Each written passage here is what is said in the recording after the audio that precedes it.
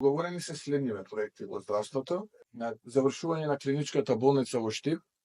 која што е прекината од претходната влада на СДСМ и ДУИ, потоа нова зграда за медицинскиот факултет заедно со студентски дом и 200 легла, кои што никогаш не беа изградени, а беа ветувани од претходната влада на СДСМ и ДУИ. Потоа завршување и изградба на болница со проширена дејност и здравствен дом во Кичево, нешто што претходната влада во која што беа СДСМ и ДУИ воопшто не им паѓаше на памет, они има други амбиции во Кичево и Кичевско, таму се купуваа Мајбах автомобили и се збогатуваше возниот парк. Од време на време жители на таа општина купуваат трговски центри во Скопје и исто така реконструкција на клиничката болница во Тетово. Доколку ова све го заокружиме и биде успешно, тогаш е веќе втората фаза изградба на